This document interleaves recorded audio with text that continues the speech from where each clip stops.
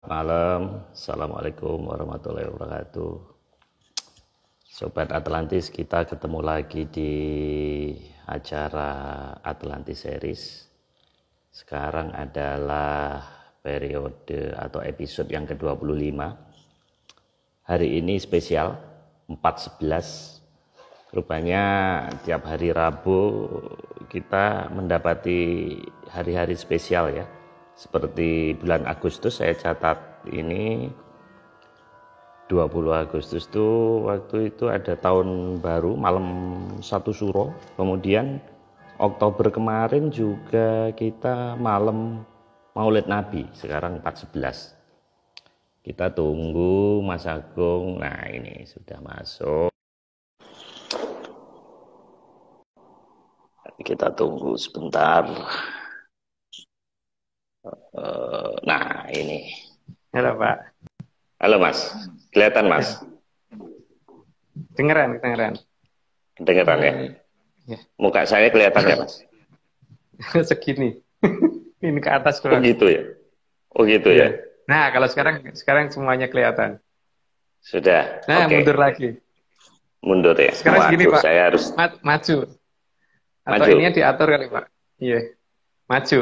Oh, ini memang masih oke Mas. Nah, segini ya Mas ya? Ya. Oke, Mas Agung. Selamat malam Mas Agung. Ya, jadi saya perlu tekankan, jelaskan ke teman-teman bahwa kita tidak ada WAG Mas Agung ya. Kita nggak ada WhatsApp group karena Ya. nanti justru kontraproduktif dan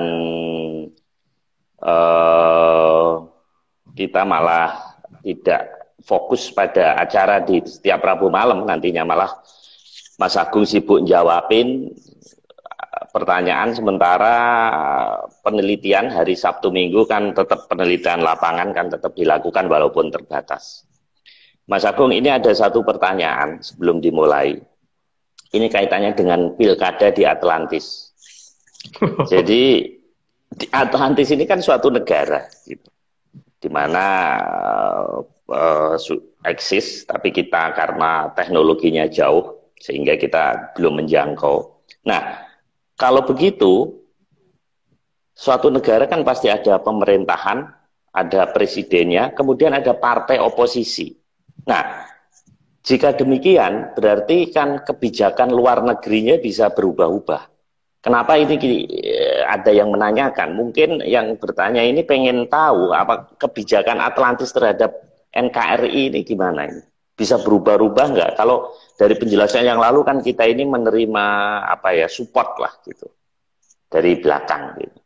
Yang banyak hal-hal yang aneh dari kemerdekaan dan sebagainya. Nah, tentu saja selama COVID ini nggak tahu ini sikap mereka gimana. Nah, kalau mereka ada partai oposisi seperti pilkada atau pilpres di apa namanya di Amerika itu bagaimana Mas? Jangan-jangan nanti malah berbalik menyerang kita atau gimana? Kalau yang menang ini partai oposisi.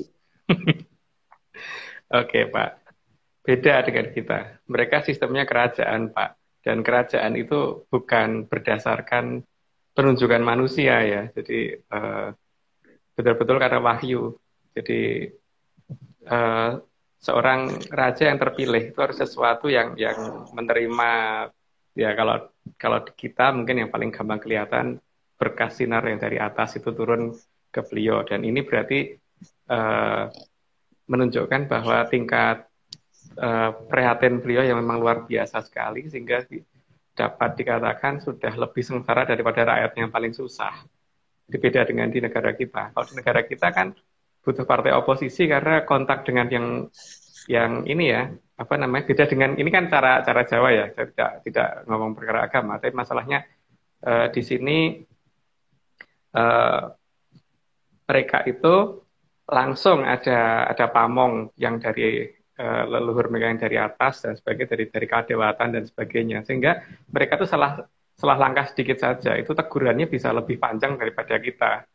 Ya, sebagai bayangan gitu, apa yang saya lakukan gitu, misalkan saya melakukan kesalahan yang dianggap cukup besar gitu, minimal dari leluhur itu mengadakan teguran itu tidak cuma satu orang. Jadi dari saya aja ngalami bahwa Misalkan ada yang X marah, nanti beliau itu dulu dituntun oleh siapa, ikut marah juga. Jadi mungkin bisa sampai 3 bulan itu kena marah mulu, Pak. Ini sampai bingung kemana-mana karena diomelin terus gitu.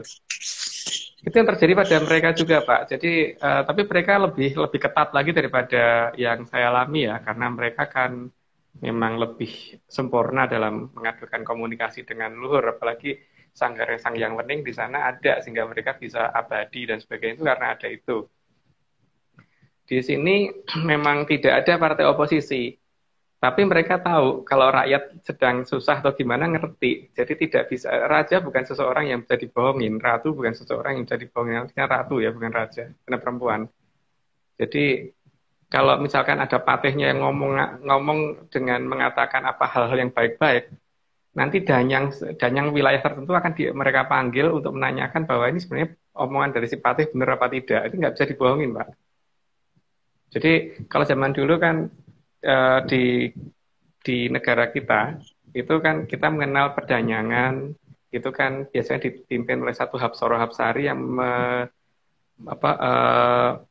memimpin makhluk halus di dalam satu wilayah kelurahan.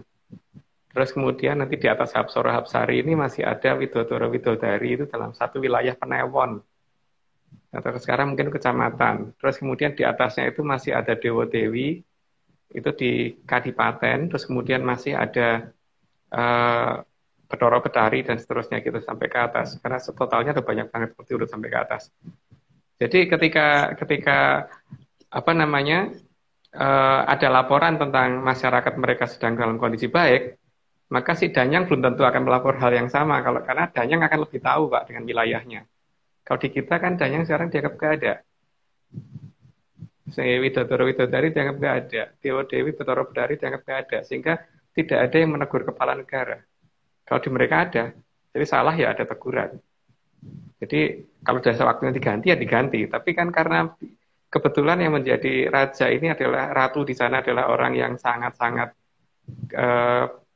adil ya kalau untuk masyarakat sana, maka tidak diganti sampai dengan hari ini walaupun sudah sangat lama pemerintah gitu. Ya, tidak ada oposisi, Pak. Iya. Ini Mas Agung saya sarankan mengambil S3 tentang ketatanegaraan di negara Atlantis ini. Iya, karena ini kalau saya dengerin ini sistem ketatanegaraan ini. Ini kalau Mas Agung di FISIP ini bisa doktor ini. Jadi sistem pengambilan keputusannya, kemudian rantai komandonya, menteri-menterinya harusnya ada perbedaan. Karena waktu saya dulu kuliah dengan Renal Kasali juga yang gitu. Jadi laporan keuangan tuh partai politik kayak gitu-gitu, yang aneh-aneh gitu. Nah ini Mas Agung bagus sekali. Ini tolong Mas Agung, Mas Nogo tolong dicatat, ini bisa dijadiin buku, ini jadi bab yang bisa dibahas, bisa 10-20 halaman ini. Bagus saya rasa Mas ini. Ini sistem perpolitikan bangsa ala lembut kok ternyata lebih maju dibandingkan kita ya. Gitu. Oke Mas, kita lanjutkan. Jadi kita masih melanjutkan ke seri ketiga dari Armada Mandala Laut. Nah, ini kemarin kita itu sampai Tari Bedoyo. Nah, sekarang ini saya balik ya. Nah, ini kita meneruskan gambar yang saya dapat dari Mas Agung ini seperti gambar Putri Duyung atau gambar Starbucks nih Mas. Ini kaitannya apa nih Mas dengan bahasan kita malam ini? Iya. Dalam legenda Atlantis yang beredar di negara barat, mereka selalu menggambarkan tentang keberadaan Putri Duyung, dan Putri Duyung mereka gambarkan bukan sebagai sesuatu hal yang jelek, tapi digambarkan putri yang sangat cantik kan Pak. Dan biasanya digambarkan sebagai putri yang nggak punya kaki, jadi kakinya itu digantikan dengan kayak sirip ikan gitu. Nah, di sini kan sebenarnya kalau kita melihat di negara kita bisa bandingkan ketika seorang perempuan menggunakan jarik dan jariknya bentuknya parang, kemudian dilihat berdiri di atas laut, apa kakinya kelihatan? Enggak kan Pak? Artinya apa? Legenda itu harusnya ada di sini, gitu. Tapi ini bukan sirip ikan di bawahnya, tapi sebenarnya menggunakan jarik, gitu loh. Gitu. Jadi Nah, jarik itu akan kelihatan seperti sisik ikan kalau yang bentuknya parang, yang bentuknya ada apa namanya ya, parang seperti itu dan bisa di Google ya nanti ya kalau misalkan Ada. nggak ngerti bentuk parang gitu. Parang itu kan ada yang parang klitik yang kecil-kecil, ada parang barong yang agak besar-besar gitu kan. Nah, itu semuanya nanti akan mengarah ke sana. Jadi eh, ya seperti misalkan Pak Mario saja kemudian menggunakan jarik gitu. Terus kemudian memang kakinya kelihatan Pak, kan enggak kan? Kelihatan seperti Hmm. kayak bagian bawah ikan gitu. Itulah dia, makanya legenda itu harusnya ada di sini, bukan di sana gitu. Dan ini adalah legenda tentang keberajaan yang ada di selatan negara kita gitu Pak. Hmm. Gitu. Tapi yang mengambil keuntungan ekonomis, kenapa Starbucks yang berpusat di Seattle atau cerita apa? Cerita Putri Duyung ini di Denmark. Bahkan di Denmark ini ada patungnya. Denmark ini terkenal dengan cerita anak negara Skandinavia. Kenapa bukan di kita, Mas? Kenapa yang maksudnya yang mendapat duitnya, royaltinya harusnya kita dong, Mas. Kita lebih tua. Ya harusnya memang Pak. Yang jadi problem masalah utama kan saat ini di negara kita itu apa-apa yang menyangkut apa-apa yang menyangkut legenda kan berusaha dihilangkan. Jadi yang salah negara kita sendiri. Coba aja sekarang seperti Santos sudah menyatakan Atlantis di negara kita, apakah dari negara kita ada tindakan untuk mencari itu kan nggak ada, malah berusaha bantah kalau bisa jangan sampai dikatakan ada gitu kan. Negara lain pengennya ngeklaim, tapi negara kita pengennya nolak itu loh Pak. Problemnya itu bukan bukan di masalah bagaimana kita malah membuktikan bahwa itu ada, tapi malah membuktikan bagaimana supaya jangan pernah kelihatan ada gitu. Gitu. Itu masalahnya. Dan yang Iya, paling yang iya. paling yang paling jengkel kayak gitu Pak. Yang ditekankan itu adalah nenek moyang kita harus mengikuti polanya Darwin itu dari manusia kera, kera, terus kemudian apa kera, terus manusia kera, terus baru manusia. Sebenarnya kalau dipertanyakan, apa iya manusia itu dari manusia kera, atau apa iya manusia kera dari kera? Kan harusnya secara struktur genetik itu yang paling rawan punah adalah bagian yang paling primitif kan Pak. Maka seharusnya Hmm. yang kerah, yang punah itu kan keranya, bukan manusia keranya. Kalau yang punah manusia keranya kan aneh, maksudnya yang punah di tengah, bukan yang paling ujung sana gitu loh. Tapi justru ini yang Hmm. ditekankan supaya ini dianggap benar gitu loh. Tapi untuk keberadaan Atlantis ini tidak pernah diupayakan supaya ini kelihatan benar. Bagaimana malah diupayakan supaya tidak benar. Itu jadi parang di belakangnya Pak itu, Pak Sebentar, Marius. Mas. Mengenai tadi, Mas, teori Darwin. Jadi, Mas Agung menentang teori evolusi, Mas. Oh, saya tidak menentang, Pak. Soalnya gini, kalau ada yang mau mengakuin bahwa nenek moyangnya adalah manusia kera atau pohon kera, itu monggo. Tapi kalau saya enggak, gitu loh, Pak. Tidak ada larangan gitu. Tidak ada paksaan. Tapi kan kita juga tidak boleh dipaksa bahwa kita bukan anak turunnya manusia kera gitu. Nah, itu yang namanya jarik parang seperti ini. Ini model parang yang di Jogja ya. Nah, model jarik Hmm. parang ini kalau tidak ada ceplok garudonya, itu coba diperhatikan. Bentuknya kan mirip sisa ikan itu. Hmm.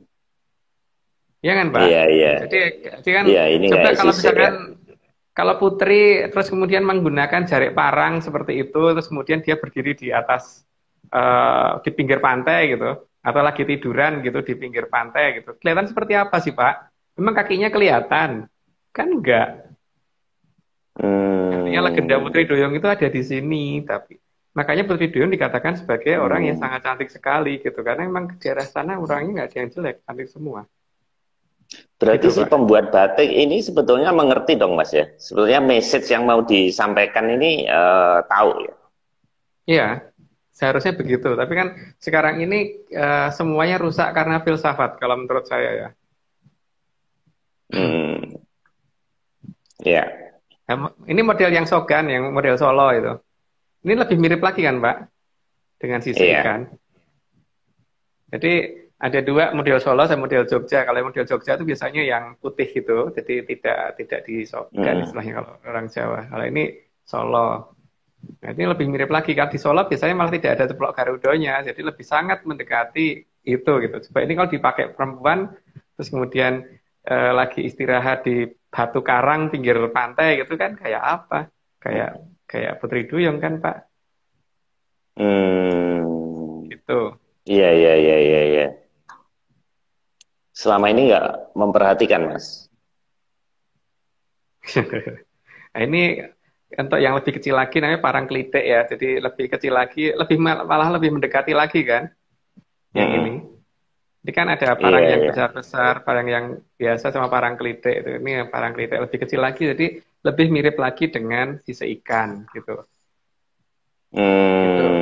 Jadi saya Hmm. membandingkan bentuk-bentuk jari ini untuk membandingkan cara kenapa ada legenda tentang itu. Karena kalau yang di Denmark akhirnya cuma mitos dan cuma cerita aja gitu loh. Kalau di sini enggak, karena minimal sampai abad yang lalu abad ini itu masih ada beberapa orang lah yang bisa ke sana gitu. Tapi kan tidak semua orang Hmm. mengizinkan ke sana. Dan itu legenda ini memang ada dan sampai sekarang mendarah daging banget. Bahkan di selatan Jawa ada satu-satunya daerah yang pakai nama pelabuhan ya cuma Pelabuhan Ratu. Ya kan? Hmm. Iya, iya, Kan? iya, iya. Nah ini Pak, ini coba mungkin di zoom di bagian bawah. Nah, kakinya kelihatan nggak itu? Kakinya nggak Putri kelihatan, Mas. nggak kelihatan kan? Jadi kalau Putri Ya. seperti ini Pak, terus kemudian lagi duduk di pinggir di batu karang gitu, di pinggir laut gitu. Hmm. Legenda Putri Duyung kan jadi hidup kalau seperti itu. Artinya siapa sebenarnya Putri Hmm. Duyung itu gitu kan? Kan putri-putri Iya, dari iya, sana iya. yang sedang berkunjung ke wilayah kita kan. Gitu. Ini model untuk yang di Jawa. Tapi kan nanti kita bandingkan dengan beberapa wilayah kita yang lain gitu. Nanti akan kelihatan bahwa legenda Putri Duyung harusnya ada di negara kita, bukan di negara lain gitu. Itulah Atlantis yang menjadi pusat legenda itu kan. Tuh. Hmm. Ini kalau toh kelihatan kakinya itu cuma kecil sedikit banget gitu loh. Karena biasanya kan sampai sampai sampai lebih apalagi seperti di Bali itu tarik olek itu biasanya jaraknya sampai melebihi. Jadi sampai lebih panjang daripada kakinya sehingga bentuknya betul-betul sampai sampai kayak sirip ikan gitu di bawahnya gitu. Nah, ini model kalau nggak salah Jawa Barat ya yang seperti ini. Tapi bentuk-bentuk parangnya itulah Pak yang paling jelas akan kelihatan seperti sisa ikan miring gitu kan, gitunya. Iya. Kok selama ini tidak apa namanya Mas ya? Penafsirannya kok nggak begini Mas ya? Karena Penafsiran yang pengen ya. filsafat Pak yang meruntuhkan semuanya itu, yang Hmm. merusak itu filsafat. Makanya kalau pengen tahu Jawa jangan pernah belajar filsafat dulu gitu karena filsafatnya sangat-sangat merusak. Ada Hmm. dalam seratnya Ronggo Warsito dinyatakan dalam ada salah satu seratnya Ronggo Warsito yang namanya Zaman Cacat, Pak. Dalam serat Zaman Cacat Hmm. itu dituliskan jelas bahwa banyak serat-serat yang dirubah-rubah sehingga akhirnya inti sebenarnya hilang, hanya menjadi baik tapi nggak jadi sakti. Salah satunya Wedo Sasongko. Makanya Wedo Sasongko tidak akan membahas masalah keberadaan ini apa namanya keberadaan asal-usul manusia itu bagaimana, yang ada cuman bagaimana jadi baik, bagaimana jadi baik dan seterusnya gitu aja, tapi tidak bagaimana untuk mengadakan kontak. Mantranya nggak ada Hmm. di situ, sudah mantra aslinya hilang semua. Bagaimana yang namanya Aji Gineng itu Sastro Gineng itu nggak ada, itu untuk kontak dengan kadewatan. Bagaimana eh, Sastro Pangerajutan itu juga hilang dari Bedo Sasongko yang sekarang ini beredar gitu loh. Saya tidak Hmm. menyatakan apa yang saya baca pasti paling benar, enggak. Tapi saya hanya memakai patokan dari apa yang yang ditulis Warsito di serat Zaman Cacat tersebut. Dan prioritasnya Hmm. ada di Wedo Sasongko. Karena Wedo Iya, Sasongko iya. tidak menjelaskan asal-usul manusia di situ malahan. Jauh dari cerita yang awal yang sebenarnya. Gitu. Saya Makanya juga lagi makanya waktu mempelajari Pak sih. Makanya waktu Pak Maris nyuruh saya gabung di media sosial nggak mau, saya ngerti ada di serat itu nggak bukan begitu Itu untuk versi saya. serat itu ditulis sama Denok Suryaningsih tahun 1621 ingat saya ya, sekitar itu. Nah, memang itu seperti syair sih, seperti dia itu pakai sanepo gitu. Jadi bagaimana ketemu Hyang Bagas Purwo, bagaimana kita begawan Manik Sidi. Jadi terus sak jroning sukma ana rasa, sak jroning rasa ana ingsun. Nah, Ya. belajar kayak gitu Saya ya. pasti cuma Nanti muter doang kan Pak. Jatuhnya cuma pasti akan muter doang. Coba lihat kalau nggak percaya. Pasti nggak akan ada inti masalahnya, pasti nggak ada. Jadi seperti eh, orang disuruh meditasi. Ketika orang meditasi kan seharusnya seluruh apa yang ada dalam diri kita keluarkan dulu supaya tidak mengganggu. Karena kalau tidak kan kita akan kepikiran terus akan mikir macam-macam gitu. Itu kan nggak dikeluarkan. Cara untuk mengeluarkan itu kan nggak ada. Ayo Mbak, coba kalau nggak percaya. Itu harusnya dari Vedo Sasongko, kecuali kalau ini meragukan ya. Tapi jadi semua itu ada dalam sastra yang paling pepingit. Jadi kalau misalkan ini apa memang memang benar-benar ada, makanya seharusnya orang begitu membaca Vedo Sasongko itu langsung ngerti. Jadi tapi kan enggak, pasti tidak. Ya, Karena yang bukan itu kok. yaitu di situ bilangnya Pustaka Weda Sasangka itu jalan untuk menemukan jati diri. Sebenarnya Iya. ada hal-hal waler yang boleh dilakukan, ada yang enggak dan Nah, sebagainya. ya cuma jadi baik toh Pak. Iya, Cuma iya. jadi baik aja kan. Iya, tapi bukan, Tapi enggak bukan sakti. iya. Minimal bukan sakti deh. Minimal matanya melek aja. Enggak kan? Atau minimal telinganya bisa mendengar aja. Pasti enggak. Pasti enggak ada bagian itu. Karena untuk bisa apa namanya seperti Aji Panrawang Jagat itu untuk supaya mata bisa kebuka pasti enggak ada di Wedo Sasongko. Mantranya seperti apa pasti enggak Enggak, ada. enggak begitu. Karena di situ diajarkan untuk menjadi manusia luhur, gitu. Nah, iya. Manusia yang Jadi baik. unggul ya. Tapi kalau menang perang ya nggak tahu gitu. Karena baik banget gitu. Mungkin seperti kita ini baik banget gitu. Mas, kalau kita lihat Mas ya, batik terus tarian segala ternyata leluhur kita kok bisa menyisipkan satu message di dalam atau candi atau sandi itu berarti ini leluhur kita sebenarnya sudah pernah kontak Mas ya, atau sudah pernah setidaknya melihat ya sehingga dia mengejawantahkan dalam satu karya ini. Iya, Betul karena nggak? pada zaman kerajaan Dahanapura kan memang masih sana dan sini masih satu ya Pak. Apalagi itu kan putri dari kerajaan Dahanapura kan yang berkuasa di sana saat ini. Jadi ketika di bawah Dahanapura dan masih ada kontak dekat dengan sana ya masih ada. Tapi kan ketika habis Mataram ke sini itu makin lama kan makin pudar Pak. Cara kontaknya dihilangkan karena ajarannya diganti menjadi ajaran jadi orang baik tadi. Jadi untuk ajaran bagaimana buka mata itu nggak ada, ajaran ini nggak ada semua sekarang. Paling tidak gunakan pusoko aja deh Pak, pasti tidak ada. Ini kan model tarian di Bali Pak. Coba diperhatikan itu di sebelah kanan bawah itu ada kelebihan jarik kan. Oh Itu iya. kan yang kemudian jadi kayak sisa ikan, apa kayak sirip ikannya kan kayak itu kan Pak. Iya. Hmm. Iya, Jadi iya, iya, iya, iya, iya. ya seperti itu seharusnya dan kakinya emang nggak kelihatan seharusnya. Jadi jari yang digunakan rata-rata seharusnya parang terus kemudian kadang-kadang gemerlap ya. Tapi lebih sedikit sehingga pada saat duduk kakinya nggak kelihatan tapi ngelewer dua kiri kanan gitu kan Pak. Hmm. Yang kelihatan seperti ikan itu. Kalau dikatakan mereka nggak punya kaki ya salah, mereka punya kaki kok. Hmm. Gitu. Iya, iya, iya. Tapi memang di legenda Romawi, Mas, itu para pembesar-pembesar itu kan juga memakai, makanya kayak ada orang kawinan kan itu sampai panjang kayak gitu. Jadi sebetulnya kain panjang kan bukan hanya di negeri kita saja kan, Mas?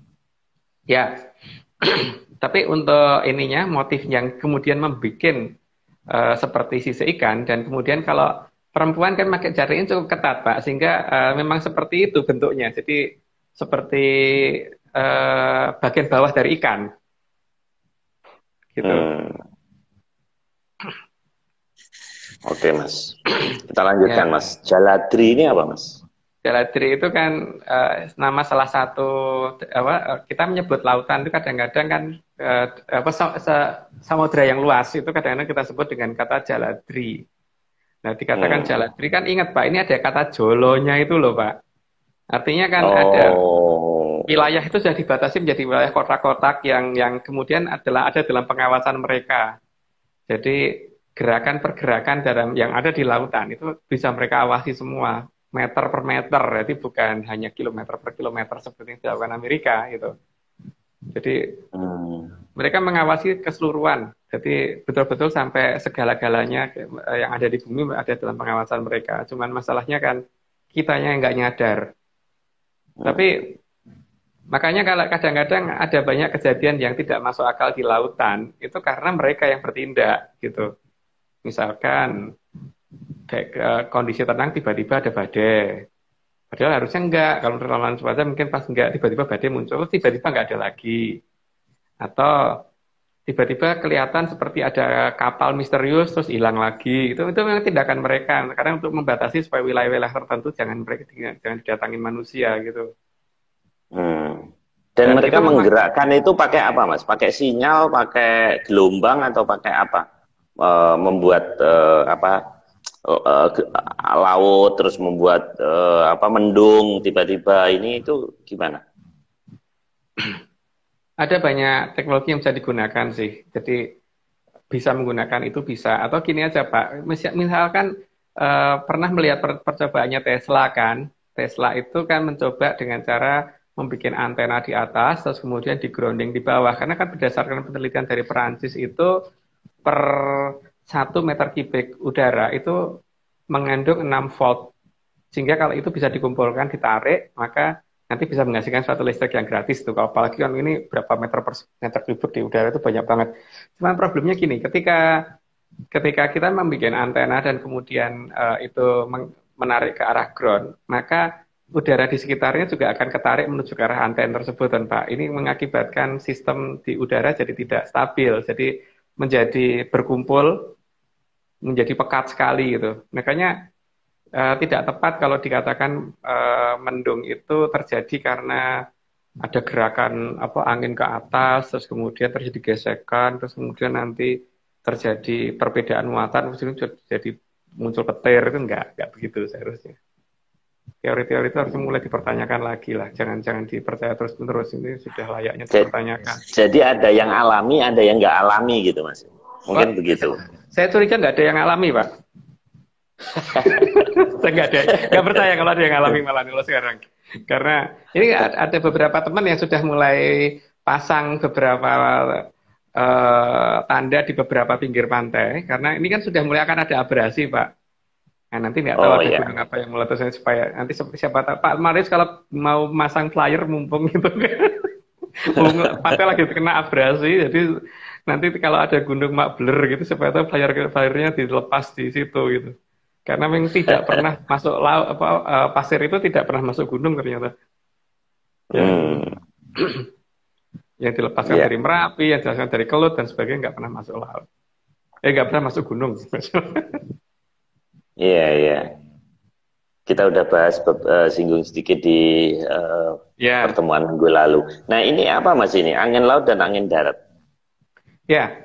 Di sini kan masalah angin laut dan angin darat itu selalu dikaitkan dengan keberadaan temperatur seperti matahari dan sebagainya gitu. Tapi pada dasarnya angin laut dan angin darat itu terjadi dengan semau mereka gitu. Kalau kalau betul-benar pernah menungguin di pinggir pantai. Jadi yang seharusnya terjadi angin laut kadang-kadang pas angin darat. Harusnya terjadi angin darat malah pas angin laut gitu.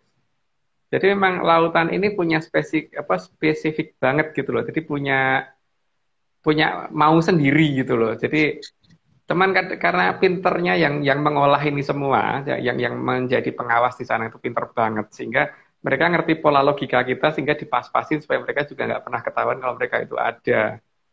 Jadi keberadaan angin laut dan ini hanya dipas-pasin aja, tapi pada dasarnya sebenarnya tidak mirip banget dengan kondisi yang ada di itu kalau kita ke lapangan. Karena Hmm. kebanyakan orang kan saat ini memperhatikan seperti apa pasang surut, air laut, terus kemudian eh, apa teori angin darat dan angin laut, angin ya itu tanpa pernah ke lapangan kan Pak, sehingga hanya gitu aja kan. Jadi lucu sih, saya kayak dogma gitu hanya nggih aja gitu, nggak pernah langsung dicek sendiri. Sebenarnya begitu apa enggak sih gitu. Kalau saya kan nggak, harus harus ke lapangan, lihat, ngawasin, bener nggak sih saya seperti itu dan saya mendapatkan hasil yang beberapa daerah yang tidak seperti itu, tidak sesuai dengan teori yang ada gitu. Hmm. Dan itu Ada yang ngatur, dicurigai mungkin ada yang area ngatur. 36, Mas, ya. Yang penting yang jelas ada yang ngatur gitu, Pak. Iya, iya, iya. Mas, ini pasir hitam di pantai. Ini yang kaitannya dengan gunung meletus tadi ya. Iya, yang ini sedang dicoba sama beberapa teman sekarang. Jadi ada beberapa teman yang sekarang ini lagi menanam beberapa ini apa tuh namanya bentuk yang ringan. Jadi yang sekarang yang kita minta adalah benda-benda yang ringan supaya jangan yang berat. Karena kalau misalkan batu yang kita tanam nanti pada saat jatuh ketika itu dilepas dari atas, batu akan jatuh duluan sebelum pasirnya jatuh. Jadi akibatnya bisa kayak ke apa jadi ketutup. Tapi kalau misalkan berupa benda-benda ringan seperti plastik yang dilaminating dan sebagainya gitu, yang ada gambar-gambarnya atau foto Pak Marius gitu, yang dilaminating, pada saat itu dikeruk, kemudian dilepas dari atas, maka ketika pasirnya sudah sampai bawah kan foto kita masih pelan-pelan turunnya, Pak.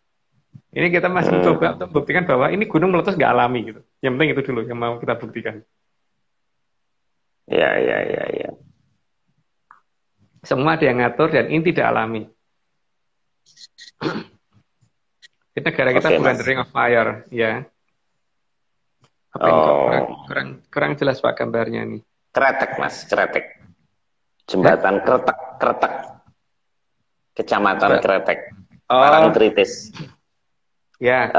Desa di Kecamatan Kretek, Bantul, daerah istimewa Yogyakarta.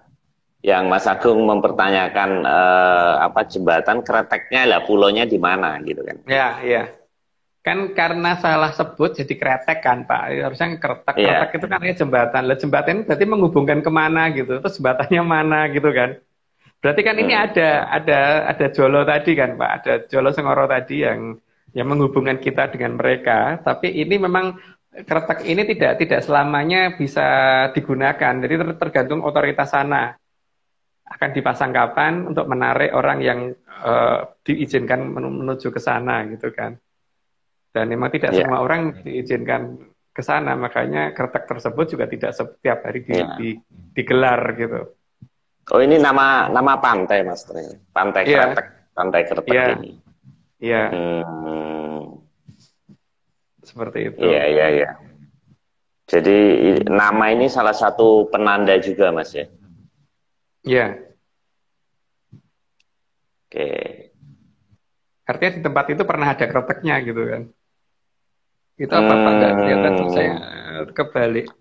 Ini Parangtritis, jadi memang saya harus edit ini. Edit flip. Kebalik. Nah, oh ya Pak. Pantai Parangtritis, Mas. Ya oke. Parangtritis. Tritis itu kan artinya pinggiran kan Pak. Tritisan itu artinya pinggiran. Jadi kalau dikatakan Parangtritis kan daerah di mana orang banyak pakai baju parang, jadi pinggiran suatu wilayah gitu.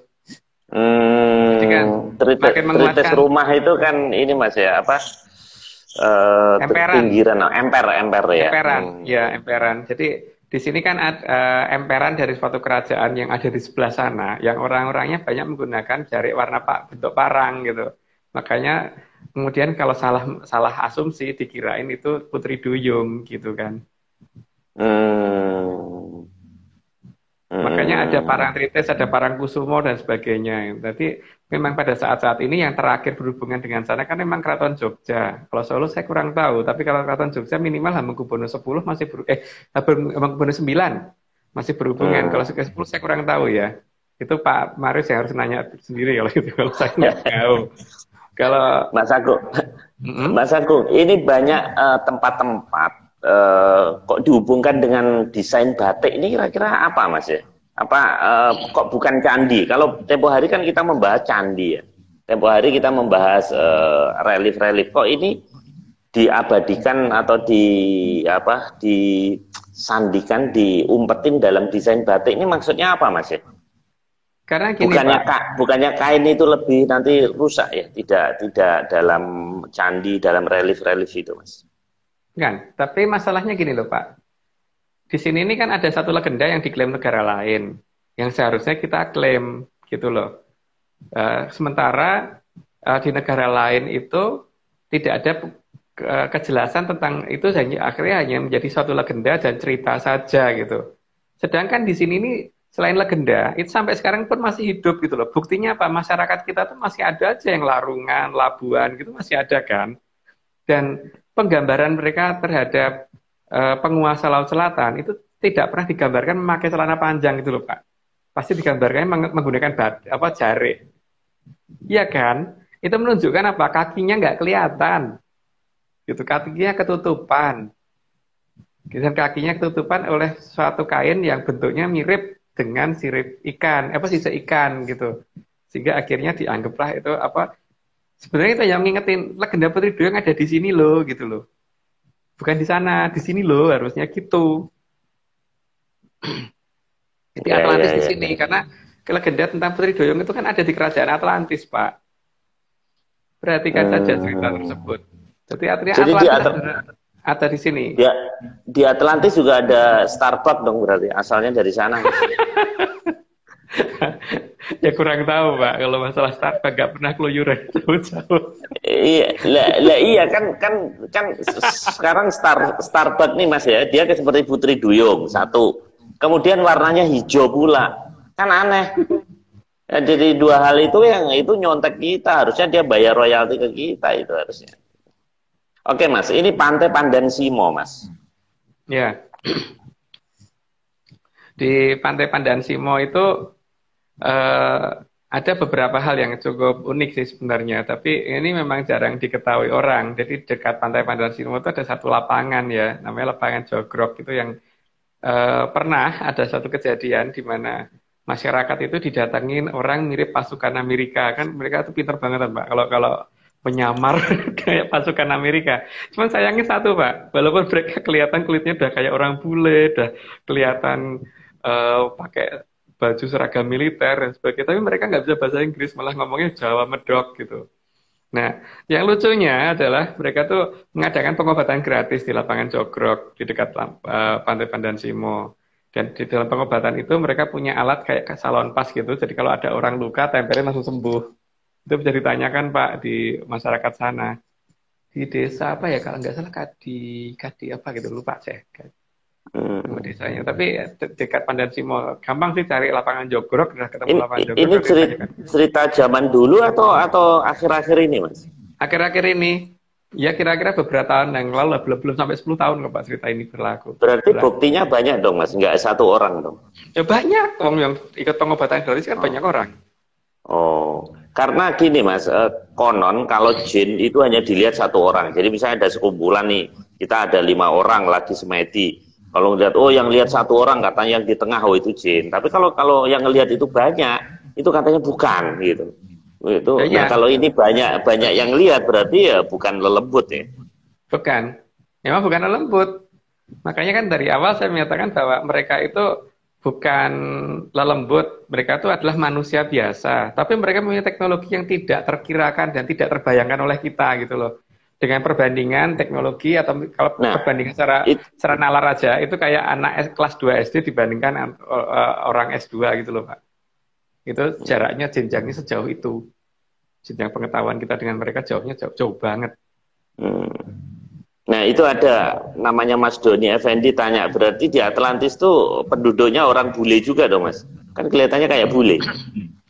Mereka bukan masalah bule dan tidak bule, tapi memang mereka tuh orangnya kopen banget ya, sehingga badannya bersih. Sehingga kan orang-orang kita yang ada di sini karena kopen, badannya bersih, sehingga orangnya pasti tinggi-tinggi toh Pak.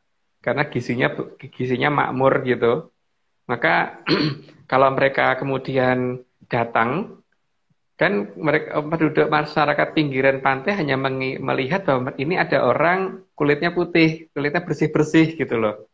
Sekarang orang Jakarta aja Pak, yang kopen banget gitu kan kulitnya bersih-bersih kan putih-putih gitu. Kalau datang ke desa kan orang desa, ada bule dari mana tuh mesti gitu.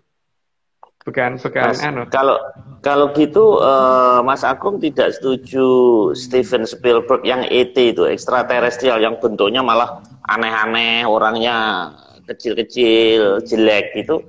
Berarti itu bukan penduduk Atlantis bukan mengalami kerusakan seperti itu dong Mas? Tidak, sangat enggak. Karena kalau itu cerita ketika ada di zamannya Sang Mahaprabu Kano ya, ketika wah ini tak ceritakan jadi rame nanti mungkin malah kurang dikit baik. aja. Kulitnya Mas, kulitnya aja. Jadi ketika waktu itu ada gini ya, ada apa namanya? Karena ada Bedoro Kolo lahir, maka Bedoro Kolo itu butuh mangsa. Nah, ketika butuh mangsa itu, maka kemudian Bedoro Guru menciptakan yang namanya Sukerto. Nah, Sukerto ini bukan yang seperti yang diceritakan di beberapa surat saat ini ya. Karena Sukerto itu digambarkan sebagai manusia yang bentuknya apa mempunyai apa logika yang tidak tinggi, terus kemudian atau yang ada yang logikanya menengah, tapi ya pokoknya dia cenderung untuk bagaimana destruktif sekali, rata-rata seperti itu. Nah, bentuk-bentuk Sukerto ini macam-macam, Pak. Ya, kemudian pada saat zaman Prabu Dewa Hesa kan beliau tidak terima dengan keberadaan Sukerto, maka ditangkap semua, ditaruh di Kadipaten Pasir Pesisir.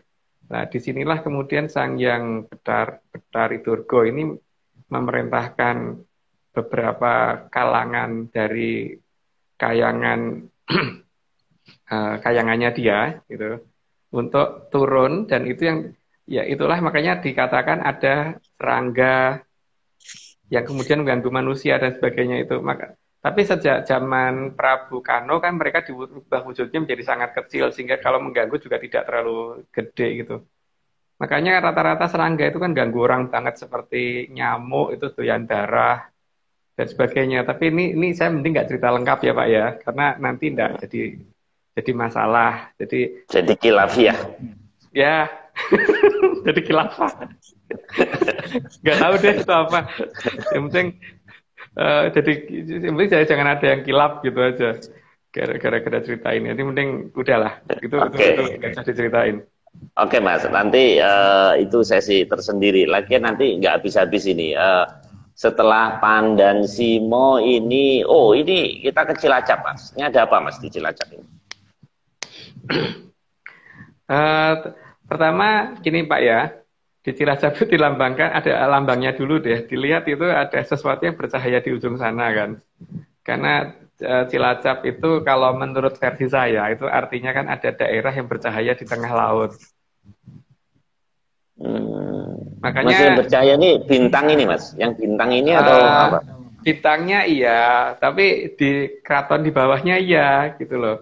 Makanya, ini ya, makanya kan daerah sana disebut daerah Banyumas toh Pak. Disebut Banyumas kan. Jadi ada banyunya kayak emas gitu. Bukan banyunya kayak emas, ada emas yang di ujung sana yang kelihatan sangat menyala, gemerlap sekali kalau malam, seharusnya seperti itu. Itu sebelum peradaban sana menutup supaya tidak bisa kita lihat. Jadi ada kelap-kelap cahaya dari sana yang gemerlap itu harusnya kelihatan dari sini itu tadinya. Karena bangunan mereka yang sangat gede, walaupun jarak mereka sekitar 200 mil dari batas laut kita, dari pantai kita, 200, ya sekitar 200 mil. Kalau saya hitung dari Jambi 7 ya, tapi kalau dari pantai lain nggak tahu. Tapi rata-rata dari jarak tersebut seharusnya tidak kelihatan kalau bangunannya pendek, kecuali kalau bangunan mereka tingginya sekitar 20 km lah, itu baru bisa kelihatan, dan itu logis untuk mereka karena memang mereka peradabannya tinggi gitu. Jadi ini menunjukkan bahwa ada sesuatu yang menyala di ujung sana yang kemudian diabadikan menjadi nama suatu wilayah Banyumas, terus kemudian menjadi suatu nama kota Cilacap gitu kan. Nah ini Mas, Jala Bumi Wijaya Kusuma Cakti ini apa ini Mas artinya? Nah kalau itu ini ya, kalau saya terjemahkan nanti ada yang salah terima, mending jangan diterjemahkan Pak, ntar aja WA aja, sendiri aja nanti. Oke, saya terusin Mas. Setelah Cilacap ini kita dawet. Perhatikan Pikulan Pak. Dawet Ayu. Ya pikulannya perhatikan, itu kan kayak jembatan toh Pak. Oh iya benar. Sandi tersebut kan ini kan, dan kenapa dawet dengan pikulan seperti itu adanya di daerah Banyumasan gitu loh. Itu kan menunjukkan memang ada daerah di sana yang menunjukkan jembatan itu kadang dihubungkan menuju ke wilayah sana gitu loh.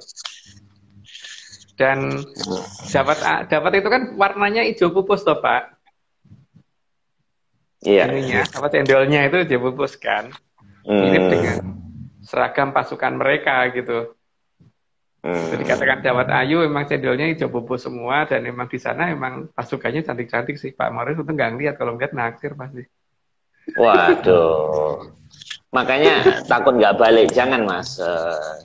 Mas ini ada komentar di chat ya, kata Mbak Diah Kusumaning Astuti 200 mil kalau sama dengan ZEE atau kebetulan aja Mas? Pak Yang tadi. Harto itu kan malah mengklaim 200 mil dan tidak ada yang berani bantah, itu kan karena memang ada perintah dari ada ini batas kita dengan wilayah mereka. Pak Harto kan tahu banget itu. Karena memang beliau ngerti dan ada kontak dengan sana. Sayangnya itu jadi presiden terakhir yang kontak dengan sana ya. Setelah ini kalau saya belum ada lagi. Mungkin presiden bisa ngirim utusan juga kan Mas? Nggak mesti harus presiden kan? Siapa tahu ada utusan yang belum tentu menyelusup diterima, ke sana. Pak. Nggak yakin. Kalau sekarang saya nggak yakin. Oke Mas, kita kembali lagi Mas. Ini menarik. Jadi ini seperti Wat Sirotol Mustaqim gitu. Seperti apa? Wah, jembatan. Saya tidak tahu kalau itu Pak. Terus tadi saya tadi lost. Ini hubungannya dengan tadi apa penafsirannya? Jadi ada sesuatu yang aneh. Ya, ada jembatannya. Ya, ada jembatannya yang menghubungkan kita dengan sana itu. Cuman karena orang supaya pada mudeng gitu bahwa ini ada jembatan dan jembatan ini yang menghubungkan sehingga sini dan sana bisa mengadakan kontak, dan itu dijaga oleh Punokawan. Bukan dijaga oleh sembarangan orang, dijaga oleh Punokawan. Jarang orang yang bisa melihat jembatannya karena ada masalah Punokawannya itu. Maka di daerah sana di daerah kita ada Serandil, tempatnya Ki Lurah Semar, tempatnya Ki Tunggul Jati Jaya Mongrogo, dan di sebelah sana dijaga oleh Gareng. Jadi kalau ada orang salah masuk ya, kalau dari sini terlena ya berarti sebelah sana yang nyuruh pulang. Mas, ini dari Banyumas kok ke sate ayam Madura ini apa Mas? Apa udah lapar apa gimana ini Mas? Sayangnya iya Pak, makanya kapan Pak? Pak Maris perhatiin bentuk gerobaknya sate ayam Madura itu kayak apa Pak? Coba perhatiin gerobaknya kayak lesung. Enggak, kayak kapal. Kayak ya sadar apa enggak bentuknya kayak kapal? Seperti kano ya, seperti kapal yang untuk dayung ya Mas. Ya. Itu kan menunjukkan bahwa pernah ada kerajaan Balai Kambang gitu kan. Karena rakyat harus diingatkan, makanya kan sebelum terjadi air bah besar, ketika sebelum Maha Prabu Dewa Esa mukul selatan Pulau Jawa, sehingga terjadi luapan air besar, itu kan diperintahkan waktu itu banyak orang untuk membuat kapal duluan. Nah, dan itu masih tersisa sampai dengan hari ini kan, sehingga dibentuk pada saat membuat kapal itu yang paling penting kan suplai logistik itu makanan kan Pak. Makanya di sini kan kemudian suplai logistik itu yang kemudian masih bertahan sampai dengan hari ini. Jadi yang bertahan dalam bentuk kapal yang kemudian jadi sarana orang jualan sate di Madura. Nah, apakah ini landasan berpikir ini masih sama dengan orang Madura sekarang? Saya tidak tahu. Tapi kalau berdasarkan cerita yang ada di Tantra Pagelaran itu seperti itu, gitu. Bahwa ini ada kondisi seperti itu. Oh ya, tadi ada yang menanyakan kalau nggak salah kenapa di sana nggak tambah tua gitu? Enggak. Iya. Karena mereka di sana ada Sang Hyang Wening, ada Sanggare Sang Hyang Wening, jadi mereka bisa awet, bisa abadi, bisa eternity, gitu. Berarti mereka punya teknologi yang kuat ya, yang teknologi yang bagus Mas ya. Iya, teknologi yang sangat sangat inti untuk menjaga supaya orang jadi umurnya panjang. Makanya lihat Pak, di negara kita itu kan satu-satunya negara yang kalau bicara itu tidak ada aturan waktu. Kita tidak seperti di Inggris, ada present, ada future, ada past gitu. Kalau di kita ngomong present semua Pak. Itu menunjukkan apa sih? Menunjukkan bahwa nenek moyang kita itu menganggap masa lalu, masa sekarang, dan masa depan itu bisa dihubungkan semua. Maka nggak aneh kalau seperti leluhur kita bisa ngeramal dan sebagainya ke depan tuh ada apa, kejadian apa, itu emang iya, karena bagi nenek moyang kita kan masa lalu dan masa sekarang adalah sekarang, maka kita bicaranya tidak boleh membedakan waktu, semuanya present semua. Beda dengan kalau Pak Marius bicara pakai bahasa Inggris, ada future, future aja masih dibagi-bagi kan, ada future past, future present sama future ya, continuous ya, macam past pun juga. iya past pun macam-macam. Macam. Nah, Mas Agung, tadi saya mau tanya, apa yang perahu diperintahkan membuat perahu ini kok seperti kayak Nabi Nuh, Mas, cerita Nabi Nuh. Saya tidak ngomong perkara Nabi Nuh, Pak ya. Tapi saya menceritakan tentang Sang Mahaprabhukano. Sang Mahaprabhukano dari Keraton Purwokondo. Jadi putra dari Sang Mahaprabhu Dewa Esa. Dalam bahasa Jawa, itu kalau kita menyebut orang, itu biasanya kata terdepannya hilang. Seperti Kang Mas itu kan akhirnya itu menjadi Mas ya. Nah, Yu, kita manggilnya Yu ya. Kalau Mahaprabhukano manggilnya apa, Pak? No. Nah iya. No. Pak Marius yang ngomong, bukan saya loh. Yang ngomong bukan saya loh ya. Pak Marius tapi ngomong. Ya. Wah, jangan. Nanti Sarah. Tapi jadi ya anggap aja ada satu kemiripan lah, gitulah ya. Oke, Mas, kita teruskan. Ini tinggal 7 menit. Oke, kita teruskan. Ada si ganteng, ini ada si gondrong, ini ngapain ini? Oh, ini salah satu ini Mahaprabhukanonya ngapain ini di sini? Apa bentuknya seperti ini nih? Kiai Guntur Laut. Apa Mas ini?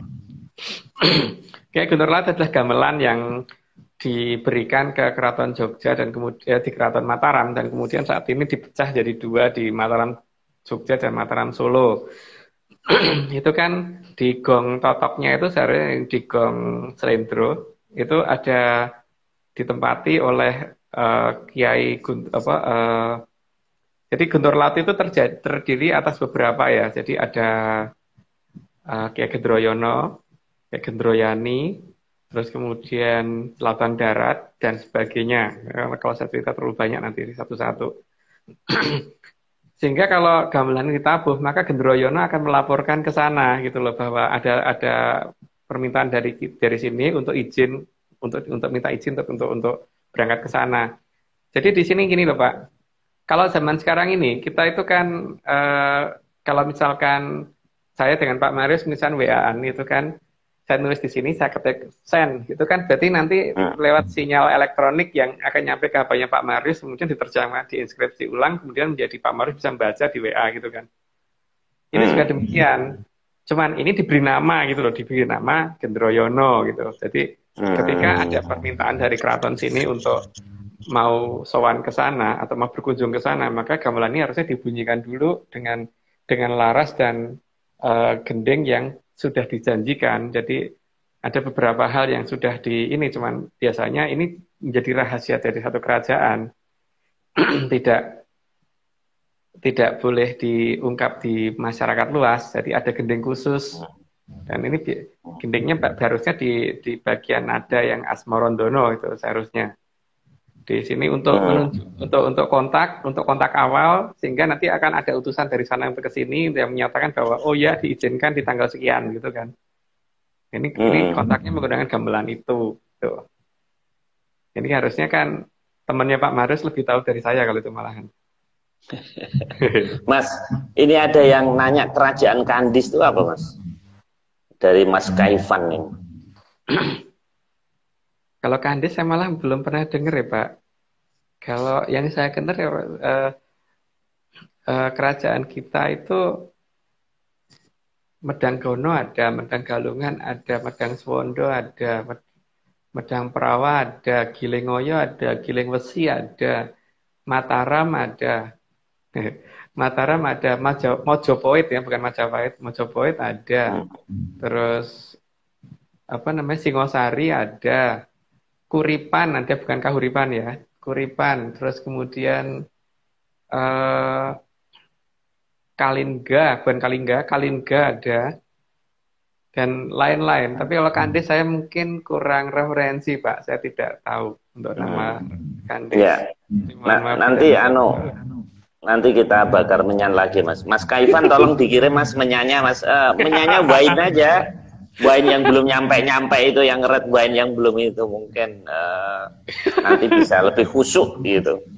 Oke, Mas, kita teruskan yang gending-gending ini menarik ya. Ternyata suatu gending ini naga wilanga, Mas. Ya, Nogowilogo. Nogowilogo. Nah, ternyata gending ini ada kaitannya dengan apa ya? Apa namanya? Ini frekuensi yang menjalar sinyal yang nyampe Atlantis sana, Mas.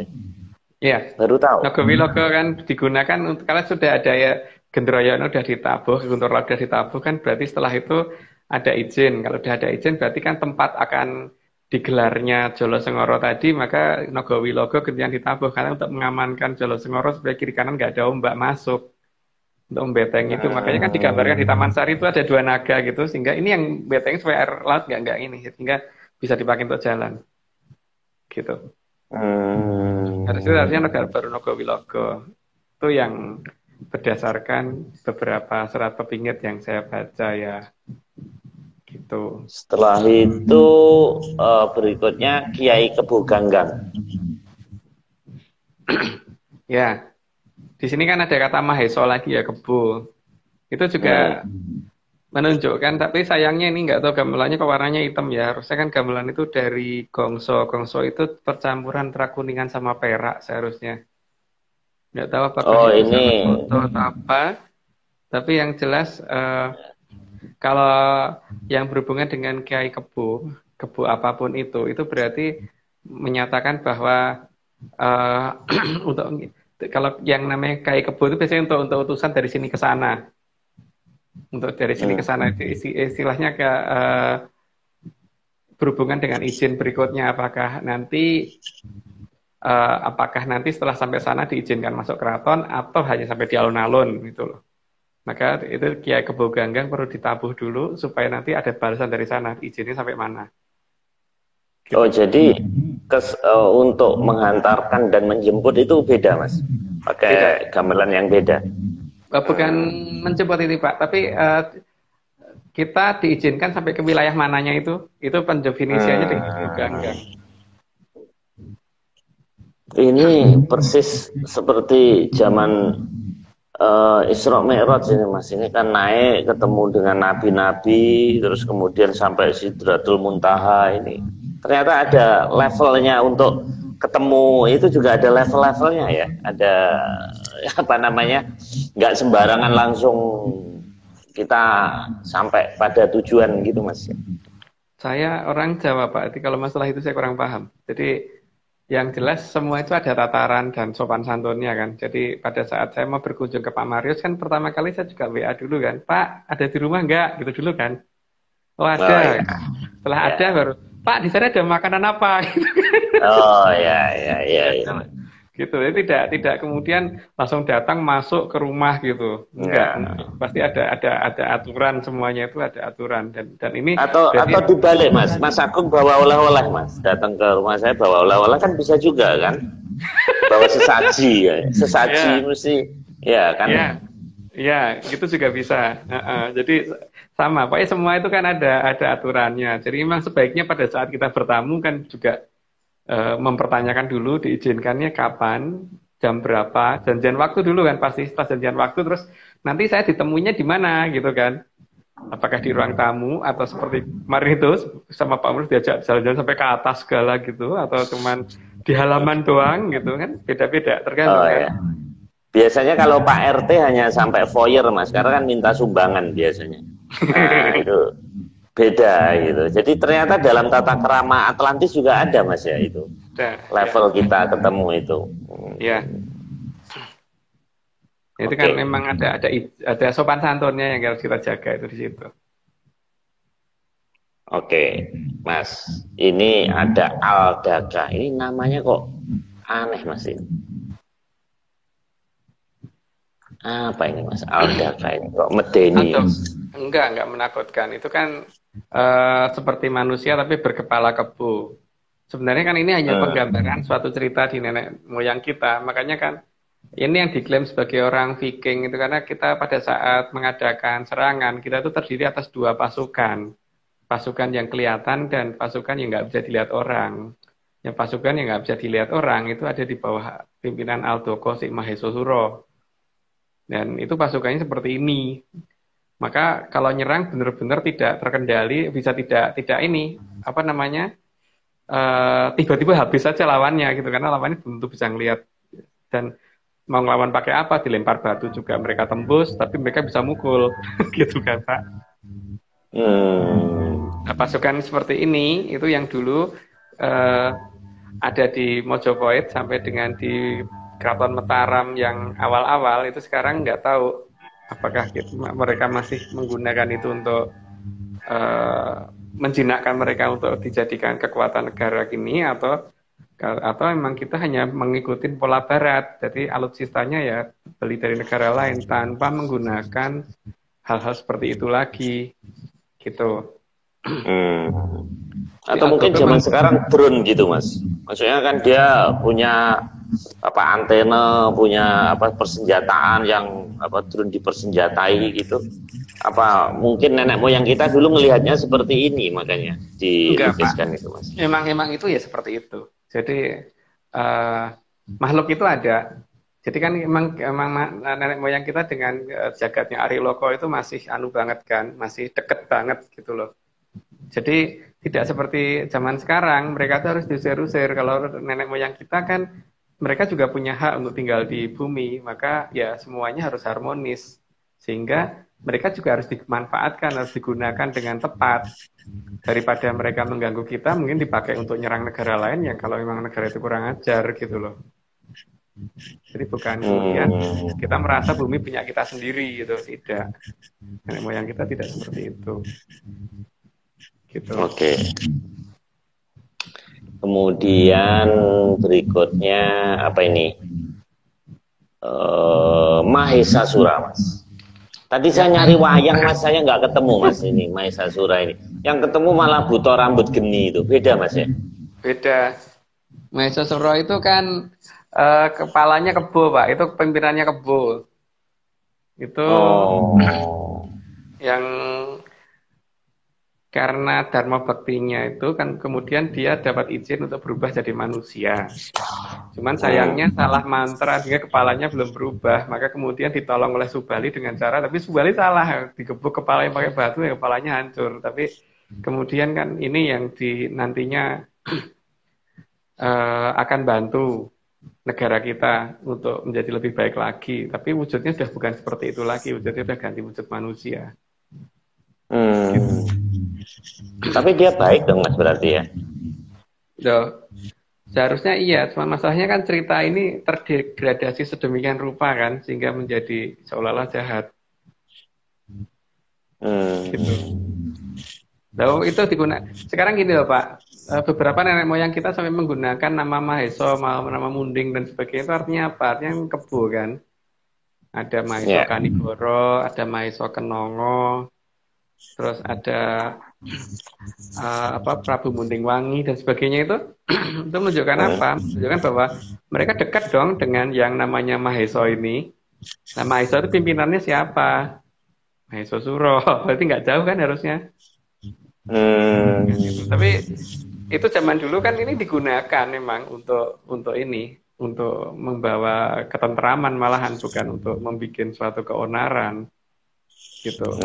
Makanya sampai dengan hari ini kalau nggak salah di beberapa keraton masih menggunakan kebo bule untuk ini kan apa namanya pusoko. Seperti di keraton Solo apa ya? Ya masih ada kebo bulenya itu. Iya. Maheso bule gitu. Iya, karena itu berarti menunjukkan kedekatan dengan kalangan Sang Maheso ini gitu harusnya kan. Kalau kebo Kenongo itu leluhur saya Mas. Ya. Mas, ini kayaknya kita harus berpisah. Menyanya hanya sampai jam 10 lewat sedikit aja. Jadi kita kelihatannya masih harus kita teruskan Mas. Armada Mandala Laut satu kali lagi kelihatannya. Oh ya sudah. Kan ini baru sampai gambar ke sekitar belum 50, sorry, lebih 57. Padahal kan kita ada 70 lebih, 75 sampai 80. Jadi saya rasa kita Armada Mandala Laut akan kita lanjutkan minggu depan Mas, Rabu malam. Kita akhiri aja sampai sekarang. Terima kasih rekan-rekan 51 Mas, ini banyak yang dengerin atas atensinya, tapi sayangnya kok nggak ada yang nanya ini caping saya dari mana ini gitu. Ini dari Tegalalang Mas, dari Bali enggak? Yang ini dari Bali Mas. Tegalalang. Saya ingin mengingatkan rekan-rekan bahwa Bali sudah buka dan sekarang sudah rame. Jadi kalau mau main ke sana boleh gitu. Oke Mas, selamat malam. Rapid test nggak Pak? Harus rapid test dulu nggak Pak kalau main ke Bali? Kalau iya pengen main ke sana saya. Rapid aja Mas, nanti ada keterangan dokter bisa, tapi nggak perlu swab, aman. Dan rapidnya nggak usah ke bandara, bisa di bandara, bisa juga dari tempatnya Mas Agung minta surat keterangan rapid, terus nanti dokter kan ada surat nanti sehat. Gitu. Ya, kalau saya lebih suka perjalanan darat Pak, kalau naik mobil ke sana gitu, itu di penyeberangannya diminta. Sebaiknya Mas Agung tetap rapid, nanti minta surat dari dokter yang di sini, jadi sewaktu-waktu kalau ditanya sudah punya. Bawa aja Mas, kan murah rapid, tapi nggak swab kok. Oke, terima kasih rekan-rekan semuanya, ya salamnya, selamat malam, sampai ketemu Rabu depan. Oke, terima kasih. Ya. Gimana nih?